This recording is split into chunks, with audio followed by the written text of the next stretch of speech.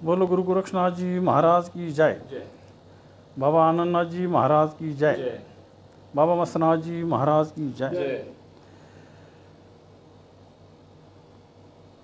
सभी श्रोताओं की जय।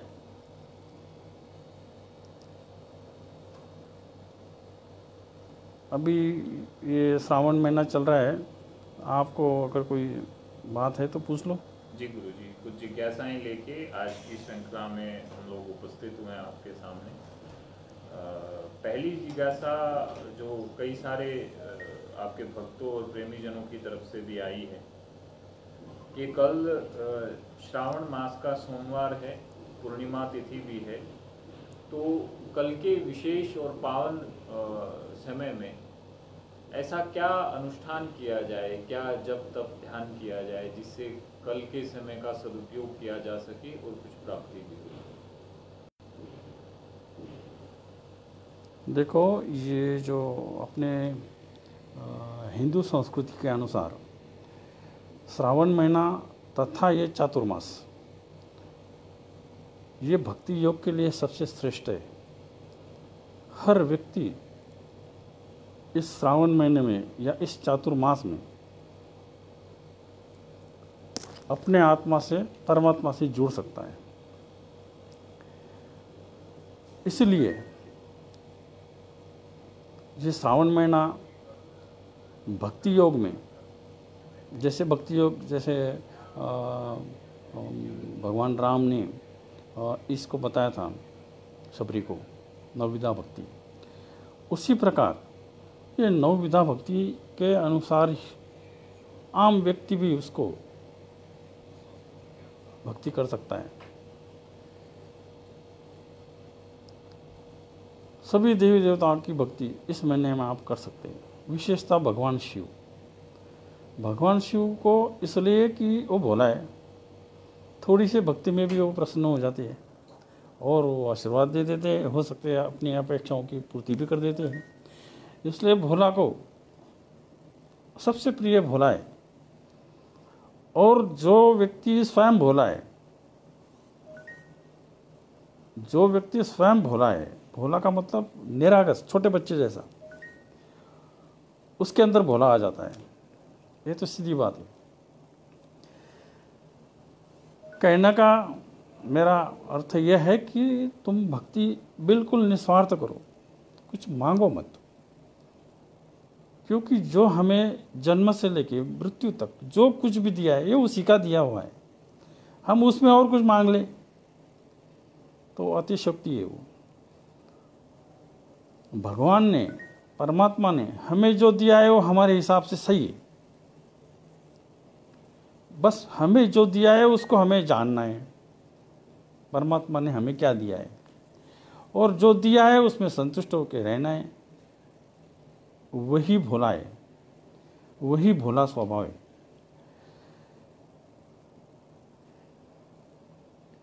अब सावन, कल सोमवार है, सोमवार को विशेष माना जाता है भगवान शिव के नाम से। कल श्रावणी सोमवार भी है और पूर्णिमा भी है। पूर्णिमा ये हमारे जीवन का प्रकाश शब्द, क्योंकि उस दिन चंद्रमा अपने पूर्ण स्वरूप से प्रकाशित होता है। उसी प्रकार श्रावणी अमावस्या, अमावस्या ये पूर्ण अंधकार की होती है। तो अंधकार प्रकाश, अंधकार मानो अज्ञान, प्रकाश मानो ज्ञान। तो गुरु पूर्णिमा, श्रावण की पूर्णिमा में अगर तुम कुछ भी करो परमात्मा के प्रति, भगवान के प्रति, वो तुरंत प्रकाश देगी, वो तुरंत फलित हो जाएगी। और विशेषता सोमवार, सोमवार तो भगवान शिव के लिए माना गया है। इसलिए शिव की भक्ति अगर उस दिन किया, साधना करने वाले ने ओम नमः शिवाय का जप किया, तो भी वो तुरंत अंतर्मुख हो सकता है भगवान शिव, और उसका जीव शिव में तुरंत योग हो सकता है। उसी प्रकार कर्मकांडी हवन कर सकते हैं भगवान शिव का, और भगवान शिव के अभिषेक कर सकते हैं। कोई जल से कर सकता है, कोई पंचामृत से कर सकता है, और कोई वो शिवामूठ बोलते हैं, शिवामूठ भी चढ़ा सकते हैं। तो शिवामूट चढ़ाने का मतलब ये है कि लोग अपने अपेक्षाओं की पूर्ति के लिए चढ़ाते हैं, लेकिन एक्चुअली शिवामूट चढ़ाने का अर्थ ये है कि हम तुम्हें समर्पित हैं। साधना करते समय, जप करते समय, हवन करते समय, श्रवण मनन चिंतन, हर भक्ति में समर्पण जब तक आपके अंदर नहीं है, तुम जब भी कहो मुझे कुछ चाहिए, कि वहाँ समर्पण नहीं है, वहाँ शुद्ध स्वार्थ है। स्वार्थ ऐसा ऐसे सिद्ध करो परमात्मा से, देने वाला तो वही है, बिना मांगे वो दे दे। जैसे हम संत लोग हैं, हम अगर किसी से कुछ मांगते नहीं, लोग अपने आप दान कर देते हैं, तो उसको कहते हैं आप दिया तो दूध बराबर, मांग लिया तो पानी। रगड़ झगड़ के भिक्षा लिए, ऐसी भिक्षा नहीं लेनी। ऐसे गोरक्षनाथ जी के गोरक्षवाणी में है। तो जो अपने आप मिलता है वही हमारे लिए साध्य रहता है, उसी का समाधान होता है, आनंद भी होता है। इसलिए तुम भगवान से कुछ नहीं मांगो, बस उनकी श्रद्धा से समर्पण होके भक्ति करो। कोई उपवास करता है, कोई उपासना करता है। अब जैसे उपासना का अर्थ ये है कि अपने इष्ट के पास रहना है। अब शरीर से तो सारे रहते हैं मंदिर में या भगवान के पास, लेकिन मन से इधर उधर रहते हैं। जैसे हम भगवान से कुछ मांगते हैं ही हमारा मन इधर उधर चला जाता है। मांगने की जरूरत ही नहीं ना, मंदिर हो या अपने गुरु के सानिध्य में हो या अपने संतों के सानिध्य में हो, तो बस केवल जो मिल रहा है या जो हमें एकरूप होने के लिए मिल रहा है वही ले लो, बाकी बातें अपने आप हो जाएगी। वो प्रकृति के सोमवार की जो पूर्णिमा है श्रावण महीने की, ये एक विशेष योग है। इस योग में आप अगर भगवान शिव की या शिव स्वरूप और भी, जैसे नाथ संप्रदाय का आ गया है, वैष्णव संप्रदाय का आ गया है, जो कुछ भी परमात्मा के प्रति, भगवान शिव है, वैष्णवी है, शैवी है, जो ब्रह्म समाज है, जितना भी है, ये सब शिव स्वरूप से ही आया है। शिव का मतलब कल्याण। तुम किसी की भी पूजा करो उससे कल्याण होगा, और कल्याण का मतलब शिव है। इसलिए सृष्टि से पहले शिव ही थे, आदिनाथ थे, और उसी से ये सारा बना हुआ है। कल विशेष योग से अगर तुम भगवान शिव को जल भी चढ़ा दोगे तो भी आपको समझ ना समझ में उसका लाभ हो जाएगा। बस आपको मांगना कुछ नहीं। अब जैसे तिल की शिवामूट अगर भगवान शिव को चढ़ा दिया तो वो पौष्टिकता आती है, उसमें आरोग्य संपादन भगवान शिव देते हैं, और उसके द्वारा शत्रु का, हमारे जो शत्रु है उनका नाश भगवान शिव करता है ऐसा नहीं समझना, वो हमारे मित्र हो जाते हैं। उनके अंदर भी हमारे प्रति एक सात्विक भाव आ जाता है। तो इस प्रकार से ऐसे शिवामूट का होता है, कोई गेहूं का चढ़ाता है, कोई जौ का चढ़ाता है। तो वो एक हम भगवान के प्रति, उस परमात्मा के प्रति समर्पण है, ये उसका मुख्य भाव है। और हम जब से भगवान समर्पित हो जाते हैं हम अंतःकरण से, तो हमारी रक्षा, हमारी सुरक्षा, हमारे आरोग्य, सारा भगवान अपने आप संभाल लेता है। भगवान शिव बिल्कुल प्राकृतिक रूप से हमारे अंदर आता है। जीव शिव का मिलन क्या बोला है कि हमारे अंतःकरण उस परमात्मा से प्रकृति के स्वरूप में एक होना जा। अब प्रकृतिक शक्ति भगवान शिव की, उससे हम एक रूप समर्पण के बिना तो हो ही नहीं सकते। इसलिए कुछ नहीं मांगो, बस केवल भक्ति करो। समर्पक भक्ति ही सब कुछ है। फिर तुम भगवान का नाम ले लो, भगवान की पूजा करो, भगवान का अभिषेक करो, या भगवान नाम का जप करो, या भगवान के नाम से समाधि में चले जाओ। ये सभी चीज़ों में तुम्हारा समर्पण होना चाहिए।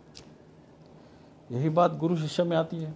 जब तक शिष्य गुरु के लिए समर्पित नहीं है तब तक शिष्य को कुछ भी लाभ होता नहीं। इसी फॉर्मूले से जब तक तुम भगवान से, परमात्मा से समर्पित नहीं है, समर्पित का मतलब यह है कि बिल्कुल छोटा बच्चा जैसा इनोसेंट होता है, निरागस होता है, इसमें किसी प्रकार का स्वार्थ नहीं होता है, निर्गुण होता है, इस प्रकार से उसको कहा गया है। इस भाव से जैसे हम भगवान शिव को समर्पित हो जाते हैं, ये सारी बातें खत्म हो जाती, अर्थात मन और चित्त एकदम शांत हो जाता है। तो इस प्रकार अगर कल आप करोगे, भगवान का अभिषेक करो, भगवान शिव का अभिषेक करो, या भगवान शिव का जप करो, ओम नमः शिवाय या मृत्युंजय मंत्र का जप करो, पूजा विधान उस भक्ति के तो अनेक प्रकार हैं। इस प्रकार से आप कल या हर पूर्णिमा को करोगे तो उसका आपको फल मिलेगा। स्थूल रूप में जो फल मिलता है वो अपने अपेक्षाओं की पूर्ति का होता है। सूक्ष्म रूप में जो फल मिलता है वो हमारे मृत्यु के बाद मोक्ष मुक्ति की तरफ जाते समय वो फल हमें काम आता है। अब जैसे भंडारे करते हैं, बड़े बड़े मंदिरों में, मठों में अन्नदान करते हैं, वस्त्र दान करते हैं। अब दान का इस श्रावण महीने में बड़ा महत्व है। दान से पुण्य होता है, दान से पुण्य नहीं होता, दान से तो मन उदात्त होता है और उस परमात्मा के प्रति जो प्रेम है वो निस्वार्थ हो जाता है। अब जैसे रक्षाबंधन आया है, रक्षाबंधन का अर्थ ये है कि तुम निस्वार्थ प्रेम करो। बहन भाई को रक्षा बांधती है या किसी को भी बांधती है, या कोई भी स्त्री किसी भी पुरुष को राखी बांधती है, तो वहाँ प्रेम का भाव है। ये जरूरी नहीं कि ये मेरा भाई बन जाए और मेरी रक्षा करे जाए, अमुक तमुक, ऐसा कुछ नहीं। बस प्रेम, निस्वार्थ प्रेम एक दूसरे के प्रति होना चाहिए। निस्वार्थ प्रेम यही हमारा एक दूसरे के प्रति रिस्पांस कह दो, एक दूसरे के प्रति एक क्या बोलते हैं, नज़दीकता कह दो, जैसे हम भगवान से करते हैं, उसी को योग कहा गया है। तो इस प्रकार से श्रावणी सोमवार आता है, श्रावणी शनिवार आता है, जो हफ्ते के सारे दिन जो श्रावण मास में, अब श्रावण मास में सबसे बड़ा ये होता है कि उत्साह होता है, हर चीज़ में उत्साह होता है, नव चैतन्य होता है। और उस नव चैतन्य को अगर आप भक्ति के रूप में, निस्वार्थ भक्ति के रूप में चार्ज कर लोगे तो जिंदगी में आपको वो सब चीज़ें काम आएगी। अर्थात हमें इस श्रावण महीने में जो भी पॉजिटिविटी है, प्राकृतिक है, आध्यात्मिक है, उसका हमें लाभ लेना है, यानी हमें पॉजिटिव होना है। ये साइंस दृष्टिकोण से भी सही है और भक्ति रूप से भी सही है। इसको अंधश्रद्धा बिल्कुल नहीं मानना। अंधश्रद्धा तो है ही नहीं। अंधश्रद्धा तो हम कह रहे हैं, भगवान थोड़ी कहता है ये अंधश्रद्धा है, ये तो हम कह रहे हैं अंधश्रद्धा है। इसलिए अंधश्रद्धा नाम की चीज़ नहीं है। जो भी श्रद्धा से तुम फूल चढ़ाओगे, श्रद्धा का मतलब क्या है, निस्वार्थ भाव से तुम उस व्यक्ति को मानो, उस परमात्मा को मानो, उस भगवान को मानो। निस्वार्थ भाव से, प्रेम से, जिस प्रकार रक्षाबंधन ये प्रेम का ही एक आदर्श है। बहन भाई को या पत्नी अपने पति को बिल्कुल भगवान के तरफ मानती है निस्वार्थ होके, तो वही वो प्रेम सिद्ध हो जाता है। और यही प्रेम हम परमात्मा से भी करना चाहते हैं, हमारे रिश्तेदारों से भी करना चाहते हैं, हमारे अपने लोगों से भी करना चाहते हैं। और यही प्रेम, कहते हैं प्रेम से दुश्मन भी दोस्त बन जाता है। झगड़ा करने से कभी कोई भी चीज़ सॉल्व होती नहीं, प्रेम से ही होती है। इसलिए ये श्रावण महीने की श्रावणी सोमवार कर पूर्णिमा है, तो मेरे कहने के अनुसार आप उसमें उसका लाभ ले लो। विशेषता जिन्होंने गुरु को प्राप्त किया है, जिसको गुरु की प्राप्ति हुई है, उन्हें ने इसका करना चाहिए। और कुछ सवाल है? एक जिज्ञासा और आई है गुरुजी, क्योंकि कई सारे प्रेमी जन जो अभी तक दीक्षा नहीं ले पाए हैं आपसे, जिनकी भावी योजना है, या साधारण रूप से भी कई जनों का प्रश्न आया है कि जिन्होंने अभी तक गुरु धारण नहीं किया है, तो उनके लिए आप मार्गदर्शन प्रदान करें कि जिस अवधि तक वो गुरु को प्राप्त नहीं कर पाते हैं, तो इस बीच की अवधि में वो कैसे साधना करें, कैसे समय का सदुपयोग करें ताकि उनका निष्का कल्याण हो पाए। देखो, गुरु प्राप्ति करना और गुरु प्राप्ति होना, ये अंतर है। अपने आप गुरु प्राप्ति अगर होती है तो ये सबसे उत्तम। इसका अर्थ ये कि वो शिष्य लायक है। अब शिष्य चाहे कितना भी अच्छा हो या बुरा हो, उसको गुरु प्राप्ति होते ही गुरु शिष्य परमात्मा की जोड़ शुरू हो जाती है। क्या परमात्मा माने प्रकृति भी कह दो, परमात्मा माने वो पराशक्ति को कह दो, परमात्मा शक्ति कह दो, जो कुछ भी जिससे हम जुड़ जाते हैं, अच्छा बुरा सारा एक हो जाता है। जब अच्छाई नहीं रहती तो बुराई नहीं रहती, तो अच्छाई भी नहीं रहती। उसको निरागस भाव कहा गया है। ऐसा भाव अभी मैंने बताया भगवान शिव के साथ कैसे समर्पण होना है, वैसे समर्पण होके अगर वो किसी गुरु से वो शिष्य करता है। अब मैं हमारे शिष्य को यही कहता हूँ कि तुम पूर्ण महीना भर गुरु मंत्र का जप करो, साधना करो, और हर पूर्णिमा को एक हवन करो गुरु नाम से। जैसे तुम हवन कुंड में गुरु मंत्र के नाम से हवन करते हो, और उसका जो सुगंध बाहर आता है या जो कुछ भी आता है, उसकी तुम्हारे मुख से जो गुरु मंत्र की वेव्स आती है, उस वेव्स के साथ हवन कुंड में जो तुम्हारा सामग्री है, सुगंधित द्रव्य है वगैरह वगैरह, वो और उस अपने नाद का और उसका स्थूल रूप में वो सुगंध का जब बाहर प्रकृति में जाता है, तो प्रकृति में जो गुरु तत्व है, गुरु तत्व को वो चीज़ मिल जाती है। और उसकी action and reaction equal opposite जो कहा गया है, उसकी जो शक्ति है वो हमें मिलती है, और उस शक्ति के द्वारा हम हमारे कार्य पूर्ण कर लेते हैं।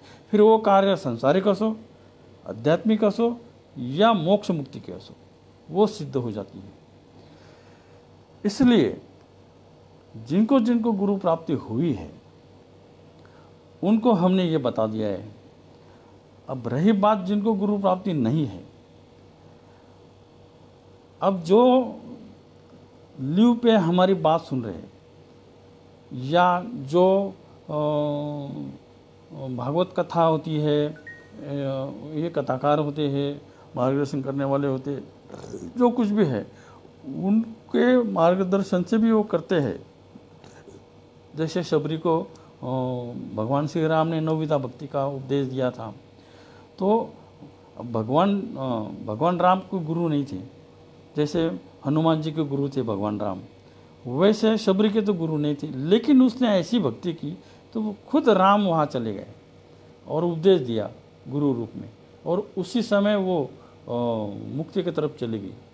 उसके भाव इतने प्रबल हो गए भगवान के मिलन से या भगवान के उपदेश से कि वो उसी क्षण में मुक्त में चली गई। तो ये अपेक्षाओं की पूर्ति। अब बहुत सारे लोग गुरुओं के पास इसी हिसाब से जाते हैं कि हमारी उन्नति हो, हमारी प्रगति हो, हमें बहुत पैसा मिलो, हमें बहुत प्रतिष्ठा मिले, हमें जो कुछ भी है, ये सब स्थूल है। ये भाव से तो कभी जाना भी नहीं चाहिए गुरु के पास। क्या गुरु के पास तो उद्धार के लिए जाना चाहिए, और वो उद्धार क्या है ये समझने का काम गुरु कर देता है कि तुम्हारा उद्धार कैसे होगा। यूँ नहीं कि गुरु कहेगा ये तू मेरा प्रचार कर ले तो मेरे को फ़ायदा हो जाएगा, तो ऐसा नहीं होता। वहाँ उद्धार नहीं है। उद्धार तो गुरु शिष्य का अंतर्मन जागृत कर देता है, अंतरात्मा को जागृत कर देता है। नहीं कहने से उद्देश्य होता है तो उसको साधना करने को बोल देता है, और साधना करके उसकी अंतरात्मा जागृत होती है और वही उसका उद्धार शुरू हो जाता है। इसलिए आप गुरु धारण करने की चिंता मत करो, गुरु धारण हो जाएगा। आप ऐसी भक्ति करो, ऐसी साधना करो कि गुरु आपके पास आ जाएगा, और वही सच्ची गुरु प्राप्ति है। बहुत सारे शिष्य तो गुरु को ढूंढने निकलते हैं, कौन गुरु फेमस है, कौन गुरु के पास बहुत पैसा है, कौन गुरु बहुत बड़ा अधिकारी है जिससे हमारे कार्य हो जाए, फिर वहाँ जाएंगे, उससे दीक्षा ले लेंगे, यूँ त्यों जो भी कुछ भी है। वही प्रकार सिद्धियों का है, वही प्रकार चमत्कारों का है। ये ऐसे शिष्य ऐसे गुरु को ढूंढते हैं जो सिद्ध है, ऐसे गुरु को ढूंढते हैं जो मतलब उससे अपेक्षा की पूर्ति के लिए ही गुरु बनाते हैं। तो ऐसे जो स्थूल रूप में अपेक्षाओं की पूर्ति के लिए उनको गुरु ढूंढना पड़ता है, फिर उनको गुरु की प्राप्ति होती है जैसे वो चाहते हो वैसे। तो वो सच्ची गुरु शिष्य की प्राप्ति नहीं। गुरु शिष्य की प्राप्ति वो है कि जब तुम अपने आप में साधना भक्ति, तुम्हारे अंदर वो एक आंतरिक भाव निर्माण हो जाइए, तभी गुरु रूप में वो कहते हैं वो भगवान ही गुरु को वहाँ भेज देता है, और योग संयोग से उसको मुक्ति मिलती। मेरे को एक अनुभव है कि मैं गिरनार पर्वत पे गया था, 2004 साल की बात है। तो गिरनार पर्वत पे मैं जब इसमें गोरक्ष टीला पे गया था, वहाँ गोरक्षनाथ जी की मूर्ति, छोटा सा मंदिर वगैरह था, वहाँ मैं ऐसे ही विश्रांति करके उठा। इतने में एक व्यक्ति आ गया, वो सिंधी था क्या, अभी तक वो मिला नहीं मुझे, लेकिन उसने मुझे ये कहा कि बोले गुरु गोरक्षनाथ जी का यहाँ क्या महत्व है वगैरह वगैरह। उन्होंने पूछा तो मैंने कहा कि गुरु गोरक्षनाथ किस शिव स्वरूप है वगैरह वगैरह, उनको बताया सारा चमत्कार वगैरह। तो वो मैंने आप मुझे शिष्य रूप में स्वीकार कर सकते हैं क्या? मैं बोला अरे शिष्य स्वीकार कैसे करे, जब तू मुझे गुरु रूप में स्वीकार करेगा तभी तो तू शिष्य बन सकता है क्या? तो अगर हमारी स्वीकृति है तो मैं यही दीक्षा दे देता हूँ। तो मैंने उसको वही दीक्षा दी क्या, और उस दीक्षा से उसका, वो सिंधी था और मेरे ख्याल से वो बिजनेसमैन था। कुछ दिन के बाद वो साधु बन गया। और ये सबसे बड़ी विशेषता है, जो व्यापारी लोग हैं वो अगर साधु बनते, वैसे कोई भी हो साधु तो सभी बन सकते हैं, और वैसे साधु के ही रूप है हमारे। लेकिन जो इन चीज़ों से आसक्त रहता है वो साधु बनना बड़ी विशेष बात है। तो उस समय वो समय इतना योग्य था कि उसने मुझे ना नाम पूछा ना कुछ नहीं पूछा, डायरेक्ट बोले आपको मुझे गुरु बनाना है या जो भी है। हमने भी उसको निस्वार्थ रूप से दीक्षा दे दी, उसके नमस्कार किया और चल दिया क्या। उसने मेरा नाम एड्रेस कुछ नहीं पूछा, बस दीक्षा ले ली कि चला गया वो क्या। बाद में मैं गुजरात में चला गया था, उस समय वो मिला मुझे। तो उसने कहा कि आप मुझे पहले ऐसे मिले थे गोरक्ष टिकड़ी पे, और उसके बाद मुझे वैराग्य हो गया और मैं साधु बन गया। तो कहने का मतलब है अपने आप गुरु की प्राप्ति होती है तो उसका ये जो परिणाम है, उसका जो फल है वो भी अपने आप हो जाता है। उसको नेचुरलिटी बोली गई है क्या। तो इस प्रकार से जिस समय तुम्हारे अंदर अंतःकरण में, जैसे भगवान की तुम भक्ति करते हो, साधना करते हो या कर्मकांड करते हो, जो कुछ भी करते हो, उस समय तुम्हारे अंतःकरण में जैसे गुरु प्राप्ति की इच्छा निर्माण होती है, मन की इच्छा नहीं, अंतःकरण की इच्छा। अंतःकरण से ऐसा आपको लगता है कि मुझे गुरु चाहिए, तभी आपको गुरु की प्राप्ति हो जाती है। तो इसलिए जिनको गुरु नहीं है उनको भगवान की भक्ति करते करते करते जब अंतःकरण जागृत हो जाता है और अंतःकरण ही कहता है कि तुम्हें गुरु की प्राप्ति होनी चाहिए। गुरु की प्राप्ति हुए बिना वो मार्ग नहीं है। परमात्मा का मार्ग, भक्ति, साधना, ये तो सब कुछ है, लेकिन उसका जो फल है, वो फल जैसे मीठा फल चाहिए, वो गुरु बिना हो नहीं सकता। इसलिए गुरु की प्राप्ति करनी चाहिए। क्या है?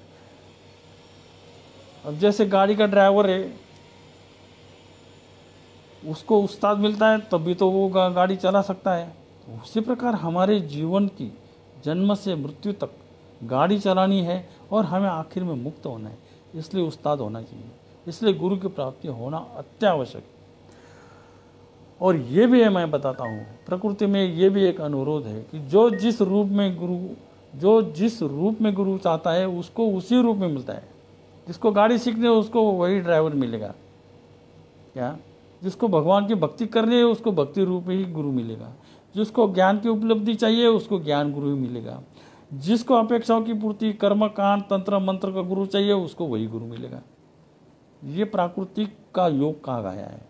इसलिए हमारी आंतरिक बात है, अंतरात्मा की जागृति। अब ये सारे पूजा कर्म कांड ये क्यों किए जाते हैं? ये इसलिए कि हमारा अंतर्मन जागृत हो जाए। ये अंधश्रद्धा नहीं है। बहुत सारे लोग कहते हैं कि तुम भगवान को अभिषेक करते हो, भगवान के नाम से हवन करते हो, ये सारी अंधश्रद्धा है। ये अंधश्रद्धा बिल्कुल नहीं है। ये अगर तुम सच्चे मन से करोगे तो तुम्हारा अंतर्मन जागरूक हो जाएगा और तुम्हें ये पता चलेगा कि हमें क्या चाहिए और इसके लिए कौन हमें उपदेश दे सकता है, या कौन हमें मार्गदर्शन दे सकता है। ऐसे को ही गुरु मिलता है। इसलिए बहुत सारे लोग तो देखा देखी करते हैं। देखा देखी कभी नहीं करना। जो आंतरिक मन से होगा तभी करो। क्या? इसलिए ये महीना गुरु प्राप्ति के लिए बहुत अच्छा है। श्रावण महीने में अवश्य गुरु प्राप्ति कर लेनी चाहिए, विशेषतः गुरु पूर्णिमा। अब जैसे गुरु पूर्णिमा को गुरु की प्राप्ति हो जाती है तो पूर्णिमा सिद्ध हो जाती है। तो गुरु मंत्र का तुम पूर्ण महीना भर जाप करो और हर पूर्णिमा को गुरु नाम से हवन करो। हवन के बाद फिर दान पुण्य, तर्पण, मार्जन, दान पुण्य, ये सारा करना पड़ता है। उस रूप से वो शास्त्र से कहा गया है, लेकिन वो शास्त्र हमारा अंतःकरण को जागृत करता है। इसलिए ये श्रावणी सोमवार, ये दिन गुरु प्राप्ति के लिए भी बहुत आवश्यक है, बहुत अच्छा है। इसमें प्राकृतिक उत्साह भी होता है, प्राकृतिक चेतना भी होती है, और गुरु की चेतना और शिष्य की चेतना और प्राकृतिक चेतना अर्थात गुरु तत्व की चेतना, ये सारा का जब योग हो जाता है तो वो बात सिद्ध हो जाती है। नादे बिंदे योगे तीनों एक स्वभाव, ऐसा उसका अर्थ हो जाता है। इस प्रकार से सबका योग होने के बाद फिर उसकी आध्यात्मिक प्राप्ति होती है। आध्यात्मिक प्राप्ति का मतलब ये नहीं कि तुम्हें बहुत कुछ हो जाना चाहिए। आध्यात्मिक प्राप्ति का मतलब ये कि हमें हमारा ज्ञान हो जाए और हमें अंत में करना क्या है, हमें अंत में प्राप्ति क्या होनी चाहिए, इसका ज्ञान, वही उसको बोलते कल्याण। हमारा अपना जीवन का कल्याण, उसी को शिव बोला गया है। अच्छा, अभी कोई है सवाल? गुरु जी, एक जिज्ञासा और है, अगर आप आज्ञा करें तो मैं पूछूं। नाथ संप्रदाय में जो मूल धारा है वो कहीं ना कहीं धुनी और भभूति पर ही केंद्रित है। अच्छा, धुना, नाथ सिद्धों का धुना जी। अच्छा, तो नाथ सिद्धों का धुना और भभूति, क्योंकि हम आजकल देखते हैं कि जनमानस के जीवन में इतनी समस्याएं हैं कि वो कहीं से शक्ति का संचार उनके जीवन में हो पाए, और नाथों में तो भभूति और धुने की ही महिमा बताई जाती है। तो आपके जितने भी प्रेमी जन हैं, भक्त जन हैं, शिष्य हैं, तो वो कैसे धुने की उपासना करें, या घर में धुने की और भभूति की शक्ति को कैसे अपने जीवन में संचरित करें जिनसे उनका कल्याण हो सके, उनके जीवन में शक्ति और प्रबल रूप से विकसित हो सके। ठीक है, ये तो बहुत अच्छी बात है। ऐसा है कि नाथ सिद्धों का धुना सबसे पहले प्रकट आदिनाथ ने किया था। जब वेद पुराणों में आता है, शिव पुराण में भी आता है कि ब्रह्मा विष्णु का जब आंतरिक विवाद हो गया था कि कौन बड़ा कौन छोटा वगैरह वगैरह। उस समय भगवान आदिनाथ ने एक अग्निस्तंभ खड़ा कर दिया था। इतना लंबा चौड़ा था वो कि उसका छोर और अंत तक किसी को पता नहीं चल रहा था। कहते हुए भगवान विष्णु जड़ में चले गए थे उस पृथ्वी में, पाताल में, और ब्रह्मा जी स्वर्ग में चले गए, लेकिन ना उनको छोर मिला ना अंत मिला। तो ऐसा बड़ा अग्निस्तंभ वही नासदो का धुना हो गया था। और उस अग्नि तत्व को नाथ सिद्धों ने भगवान शिव मान के, भगवान आदिनाथ मान के, जहाँ भी नाथ सिद्ध जाते हैं धुना पहले लगाते हैं। ये वही साधु संतों की बात। अब गृहस्थों के लिए अग्नि तत्व उसको यज्ञ कहा गया है। वो यज्ञ कुंड बना के, जैसे कल सोमवार की पूर्णिमा है, उस दिन तुम यज्ञ कुंड बना के यज्ञ कर सकते हो। वो भी भगवान शिव के नाम, गुरु के नाम हर गृहस्थी ने करना चाहिए। हाँ, ये एक बात है, बहुत सारे गृहस्थ लोग दीक्षा लेने के बाद अपने घर में ही धुना तैयार करते हैं, लेकिन वो गलत है। वो यज्ञ कुंड कर सकते हैं, यज्ञ कुंड में सब परिवार सारा कर सकते हैं, लेकिन नाथों का धुना अलग चीज़ है। नाथों के धुने की जो शक्ति है वो सीमित नहीं है, वो अमर्याद है। यहाँ हवन किया, इसका फल सभी को मिल सकता है। मान लो मैं इस मेरे स्थान में गुरु पूर्णिमा के दिन या पूर्णिमा के दिन हवन कर रहा हूँ और मेरे शिष्य मेरे पास नहीं है, वो अपने घर में हवन कर रहे हैं, तो मेरी यहाँ से जो शक्ति है वो उनको, जो आध्यात्मिक शक्ति है, जो अग्नि तत्व से अग्नि प्रज्वलित करने से उसमें हवन सामग्री घी वगैरह डालने के बाद जब वो शक्ति सुगंध रूप में या जो वेव्स मंत्र के वेव्स के रूप में जो शक्ति निर्माण होती वो बिल्कुल वहीं चली जाएगी जहाँ शिष्य लोग अपना हवन कर रहे हैं। क्योंकि हवन यज्ञ कुंड की अग्नि और नासिद्ध की अग्नि, बात तो एक ही है, बस एक चेतना उस चेतना के पास चली जाती है। बस गृहस्थ लोग इसके लिए हवन धुना अपने घर में नहीं लगा सकते कि धुना के बहुत सारे नियम होते हैं। बहुत सारे नियम इसलिए कि गृहस्थ धर्म में कुछ बातें ऐसी है जो धुना को मैच नहीं होती, इसलिए धुना साधु संतों के अपने अपने ही आश्रमों में या अपने मठ मंदिरों में करना होना आवश्यक है, क्योंकि वो पावर ऐसी है कि वो सबको काम आती है। घर में तुम अपने अपने मर्यादित हिसाब से अपेक्षाओं की पूर्ति के लिए वगैरह वगैरह कर सकते हैं उसकी भभूति। अब जैसे उदाहरणार्थ हमारा धुना होता है, हमारा धुना की जो भभूति है वो हम हमारे तपस्वी लोग लगा सकते हैं, शरीर को लगाते हैं, तो उसके ऊपर साधना कर सकते हैं। बोलते भभूति आसन भभूति वासन, तो इस प्रकार से भभूति का उपयोग साधु संत ही कर सकते हैं। हाँ, गृहस्थी लोग करना चाहते हैं वो त्रिपुंड लगा सकते हैं, यहाँ त्रिपुंड लगा सकते हैं भस्मिका। अब उस भस्मी में एक शक्ति होती है, उस भस्मी में सभी बात भस्म करने की शक्ति होती है। अभी मैं उनको यही बता रहा था, जैसे मैं त्रिपुंड लगा रहा था तो वो उसका महत्व बता दिया था। तो भभूति का त्रिपुंड जब लगता है तो उस व्यक्ति के अंदर धीरे धीरे ऑटोमेटिक वैराग्य आ जाता है। वैराग्य की बात ये है कि माया से बिल्कुल अलग हो जाता है, ब्रह्म स्वरूप हो जाता है वो। इसलिए कोई चंदन का लगाता है त्रिपुंड, कोई जैसे माथे पे गंध लगाता है। तो ये सब हमारे संस्कृति, हिंदू संस्कृति में ये बातें इसलिए दी है कि इसका परिणाम हमारे अंदर होता है। तो भभूति के अंदर, धुना का भभूति, यज्ञ कुंड की भभूति, उसके अंदर एक प्रकार की शक्ति होती है। जिस रूप में तुमने हवन किया है यज्ञ कुंड में, वही शक्ति उस भभूति में आ जाती है। अब कोई पुत्र कामेष्टि यज्ञ करता है, कोई कार्य सिद्धि का ये करता है, कोई अघोरी हवन करते हैं, तो उसमें वही शक्ति आती है उस विभूति में, और वो विभूति वो कार्य उसका सिद्ध कर देती है। ऐसा इसका महत्व है। बोल गुरु गोरक्षनाथ जी महाराज की जय।